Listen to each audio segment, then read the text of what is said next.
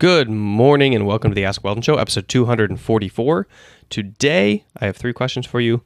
Optimizing pizza delivery and helping teammates communicate, and vomiting after meditation. That one's interesting. Let's listen to it. And I'm back. It's been 8 weeks since the last time I produced a show, and I have 2 excuses. Obviously, I'm supposed to say, there's no excuse for it. I should have been here, everybody. But I do have 2 excuses. Number 1, I was 6 weeks in LA with TSM.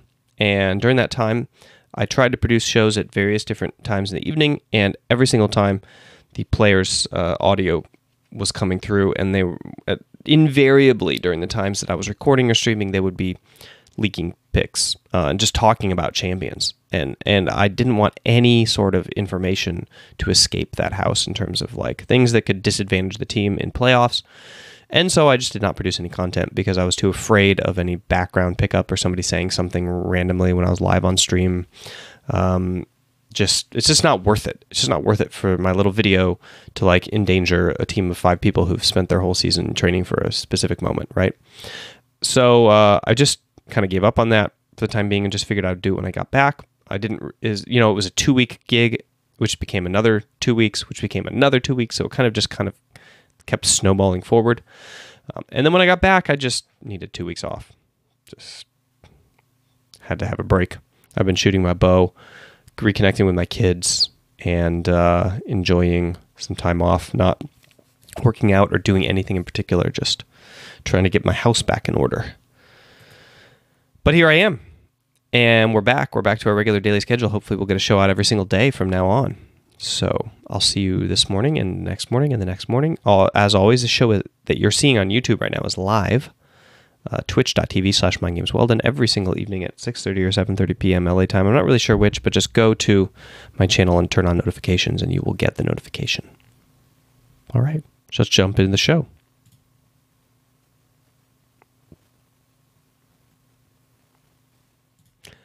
All right, the first question here is from somebody named Saw141. I'm hoping it's not named after the movies. He seems like a cool guy, though, from his questions. So let's jump into it.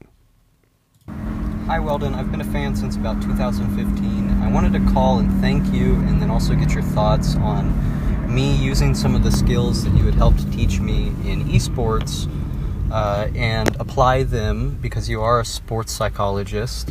I believe that your philosophies and your practices can be applied to different sports and athletic activities. And I consider my job to be one of those. I'm a pizza delivery driver, and it's a little funny to me, but I like to think of it as having a skill ceiling where pizza delivery is not an incredibly difficult job, but I've found myself, thanks to you and other motivators, that by keeping my body healthy and by practicing, good mental habits like understanding the layout of my city, going as fast as I can, running when I can, I get good exercise and I in turn make more money. So I wanted to thank you, and I also want to get your thoughts on what I can do to improve in this type of job, if you'd be happy to.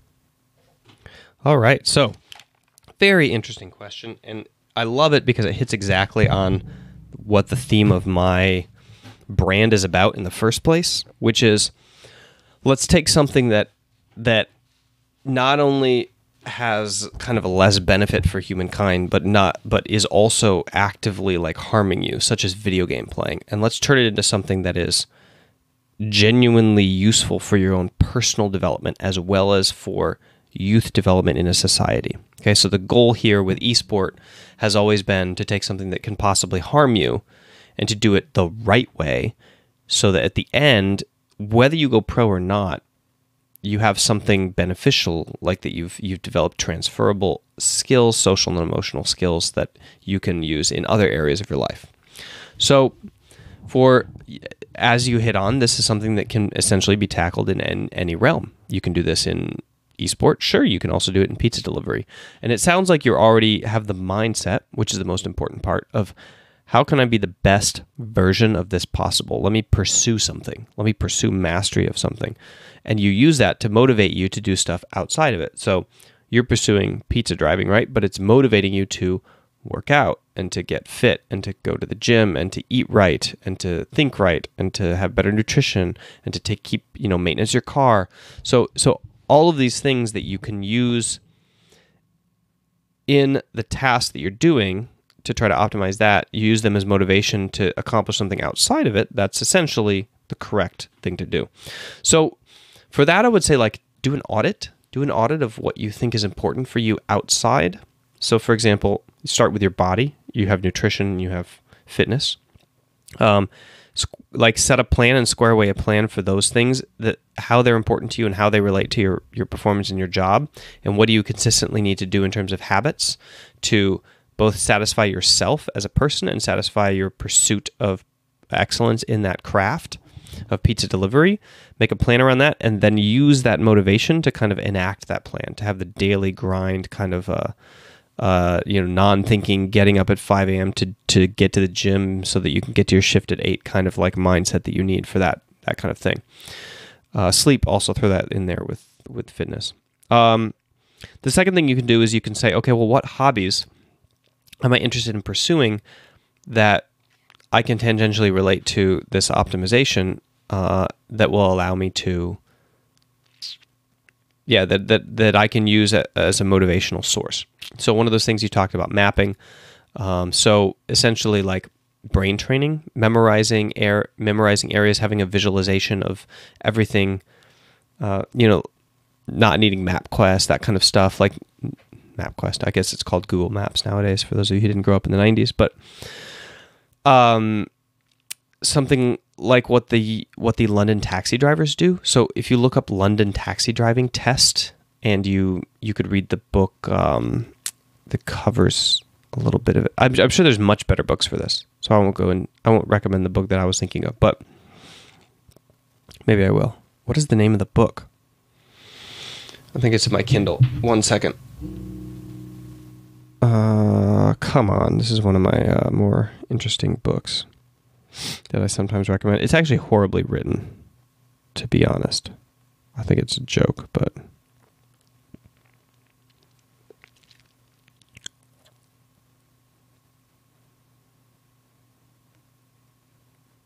Oh, here it is. Peak. Secrets from the New Science of Expertise by Anders Ericsson and Robert Poole. Peak. That book goes into the idea of developing mastery in anything in terms of the psychology, the psychoneurology of it. Maybe just the psychology of it. I don't think they really go into the neurology. They think they do, but really they're talking about psychological frameworks. It's revealing a kind of underpinning neurology, but they don't go into the physicality of it. So anyway, in that book, they talk about the London taxi drivers and how they develop an expertise around London that is exceptional, and that seems to be kind of the thing you're doing with the knowledge. Then there's the visualization, right, of driving. So you're driving and you're constantly trying to be in the moment and visualize everything around the car and hold that in perception. So you're visualizing lines and the road surface and all of the competing traffic, and trying to make sure that you're the safest humanly possible, that you're literally the best driver, within your bubble of radius, and that you have counted for every single possibility that can happen. And you're trying to keep that as an ongoing active visualization. So you're practicing your visualization capability, which is really powerful. You can call that imagery, I guess, instead of visuals, because you're going to be using more than one sense for it, not just visualization. That's kind of a transferable skill in a way, but not as transferable as you would like to think that it is, I'm sure. And then there's other hobbies you could say, like car. Maybe you want to be a mechanic by the end of this, or you want to be able to maintenance your car. So you start to learn about it. You start to think how you can make sure that it's always in tune. It will always start as fast as possible, that you've taken care of everything that goes in that you know how to replace every single part, that you have a spare parts thing in your trunk that allows you to maintenance the most basic stuff, that you can take care of a flat, in no time at all. These kinds of things. You can push that to an extreme that gives you a set of skills that you're interested in. The fact that I can kind of take apart and fix my own engine is a skill that I've used throughout my life, and so it's something that's always useful to know. and to have. And now they have these great electric torque wrenches. So instead of needing a compressor and an air supply, you can literally have like an electric torque wrench in your trunk that allows you to do car work on the side of the road. It's pretty insane. You know the hammer drill. You know what I'm talking about. It like takes nuts on and off. Anyway, that's my answer. And I hope that it's useful. And thank you so much for calling in and giving me such an interesting topic to cover. Let's jump into question number 2, shall we? All right, this question is from Nicholas.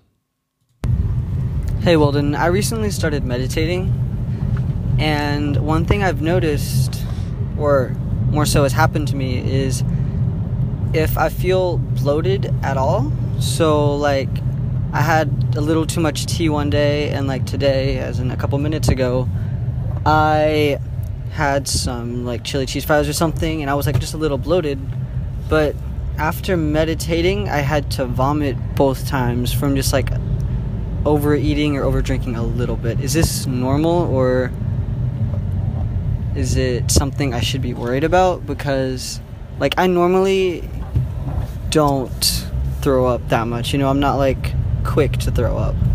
Alright, thank you. I know it's a weird question.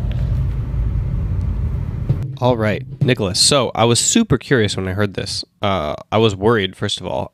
So I went and searched it. And it seems to be within the realm of what is possible when you meditate. So I don't want to say like it's a normal thing, as in more than 50% of people this happens to. Probably not. It's probably more in the aberrant thing, you know, like really, really small percentage of people it happens to. But it is something that happens when you meditate. Increasing of body awareness leads to like sensations, perceptions of your body that you are not aware of. There are people who get nauseous. So nausea is the common one. There are people that get very, very emotional, that uncover a hidden trauma, that have really black periods. This is something that kind of hits on a side of psychotherapy that is important to talk about. So psychotherapy is a word that means therapy through talking, essentially. So anything like within the philosophical realm, if you're solving a problem through talking about it or thinking about it, essentially you're doing psychotherapy, right? So there are side effects, just like you take statins for your cholesterol and then there's side effect impact on your liver that's bad for you. There are side effects to psychotherapy that can be bad for you. Some of the side effects of psychotherapy are depression. So you can try to cure depression by talking about depression and get more depression, you know. Impact on family relationships. Psychotherapy can damage family relationships. As you're pursuing yourself and trying to improve yourself, you can lose your spouse, lose your sister, lose your parents in ways that like are detrimental to your life in the short term. So there are bad side effects to this quote unquote drug, psychotherapy, or right, it's not a drug, but I'm saying like when you think of side effects, you think of a drug, you should think of it in terms of that for any sort of treatment. And certainly for meditation, there are side effects that are not comfortable and not necessarily beneficial for your life, such as nausea is one of them, depression, black terrors, existential crises. There's all sorts of things that can kind of go wrong with meditation and give you a side effect. Generally speaking, the reason we take drugs is because the beneficial impact or effect far outweighs the side effects. So the impact on your life would be, let's say, much better than just nausea, would be bad. And hopefully the side effects, in terms of psychotherapy, the side effects generally go away. And hopefully for meditation, it's a similar kind of thing, and this goes away. But obviously now, this is almost 8 weeks after you asked the question, and almost 2 months after you asked the question, and I hope that you have had some future experience with it, and it has either faded or that you have solved it in some way, and it hasn't continued to plague you. And I remember I did this question, I've done this whole show and this particular question about 7 weeks ago when I was at the TSM house, and unfortunately in the background there was recording of some of the team saying stuff about some champions, and so I couldn't really post it. But I hope that now you find this answer on the podcast or something, and it is helpful to you. All right, last question of the day. Before I jump into that, I wanted to remind you guys to check out the Mac program. We are so close to the app, so close. I just need a little spurt of funding in order to buy the last set of programming that we need to complete this app. Kind of hidden behind all the advertisement here now, but the current iteration of the course right now is called the Mac program, mindgames.gg/MAC. This is what I'm turning into the app. So all the purchases essentially go towards that purpose. And it is a training program that does everything that I do in this brand and in this kind of like training that I do with pro teams, but in video format. So it's 7 videos for 7 weeks, so 49 videos. And you essentially learn mental resilience and mental toughness in the same way that I would teach you to a pro team. And you can use the code AskWeldon to get a $5 discount. And you should purchase it now because it's going away soon and it's going to turn into an app. And if you have access to it now, you will be grandfathered into that permanently and support the development of the app. That's about it. That's what I got to say about it. So let's jump into the final question of the show. Weldon, my name is Enoch, and my question stems from playing Overwatch, but it pertains to any game chat.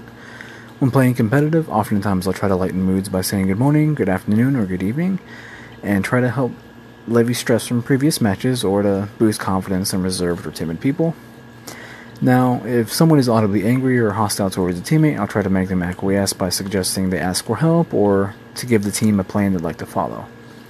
I understand that the person has unreal expectations for a group of random people more than likely, though I'd rather the person become more relaxed so they stop dropping morale, and so that my actions might actually raise it instead. Anyways, what I'm asking for is how to better communicate with teammates so I might help resolve these really high tense emotions from people, and to help, more reserved people speak up. Thank you. So generally speaking, the second thing that you want to do is easier, helping people speak up when they're more reserved. And the first thing you want to do is more of a long-term thing. So it's harder to resolve high stress situations with a perpetrator because you have to know that person, or you have to guess correctly the first time what's wrong with them. For example, maybe the reason that this person is lashing out and bullying a teammate is because their daughter screwed up their morning, or their dog died last week, or they're going through a divorce, or they got laid off at work, or they're not happy with their work life at all and they have to go to work in an hour, or they got trolled in the last game and they know this is the last game of the day and the game is not going very well and they're like, I'm not going to be able to play for another 4 days and this is my one chance I had to play this week, and they're raging about it, right? So your job is to say the thing the person needs to hear, not what you want to say. But that's really hard when that person's problem is probably nothing related to the game, right? It's the stressors are surrounding the game that are causing the game to be stressful for them. Generally speaking, it's better to focus on the people who are being bullied or who aren't speaking up and make sure that their experience is great, and to kind of like be a calming effect or a testify as a witness. So if you think in the terms of like how the Christian churches do it, they're like, testify as a witness, live your life as the Lord has proclaimed it. You're supposed to like look like a Christian, and then people go, hey, that guy's pretty cool, I want to be like him, and then they want to be Christian.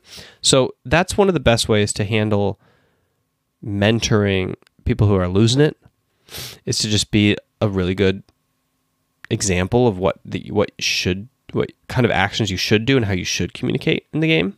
Because you don't know what it is that you can do to unkey them, right? You could talk to them. You could spend a lot of time being like, hey man, how's it going? Like, is something going wrong in your life? And just listening to them. But then you're a freaking therapist in the middle of the game.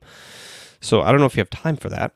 It's generally speaking, it's better to work on the people who are being bullied or silent and just activate them. Be like, hey, what do you think? What do you want to do? This is a good idea. I see the effort you're putting in. Thanks for that. The main things that you should do are, you should take invisible effort and make it visible.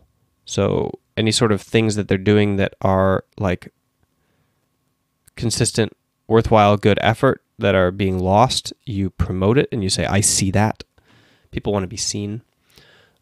And then the other thing you can do is you can engage with them just in discourse. So one-on-one conversation. Or just bring them into the call, into the decision-making process, and support them in some way, and then they'll start kind of feeling this tie to you in terms of leadership, and that their actions have an impact, and they'll start trying to do something about it.